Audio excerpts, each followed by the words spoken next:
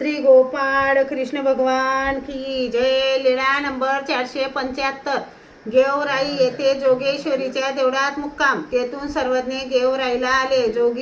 जोगेश्वरीच्या देवळात मुक्काम झाला। पडवीत उजवीकडे सर्वज्ञांचे श्रीचरण धुतले। आतील चौकात सकाळचा पूजा वसर झाला। सर्वज्ञ सदरा टोपी घालून बसले होते। तेवढ्यात एक वेडी बाई तेथे आली। देवतेच्या प्रतिमेजवळ गेली। प्रतिमेचे तेल डोक्यास लावले, केस व्यवस्थित केले, दिव्याचे काजळ डोळ्यात लावले, प्रतिमेचे सेंदूर तोंडास व कपाळास लावले, प्रतिमेचा तुरा डोक्यास बांधला आणि हर्षित होऊन मंद मंद हास्य करीत मग सर्वज्ञांना म्हणाली, महात्मे हो, मी तुमच्या जवळ येईल, द्या पोते। सर्वज्ञांनी सांगितले, बाई पोते द्या।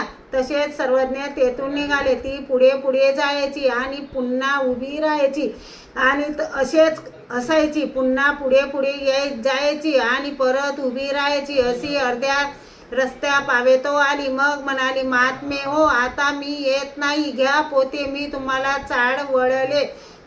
सर्वज्ञांनी सांगितले, कोणी कोणाला चाडवले? तुम्हीच वेडी होऊन आणि आता तुम्हीच वेडी होऊन जात आहे। मग ती राहिली। श्री गोपाळ कृष्ण भगवान की जय।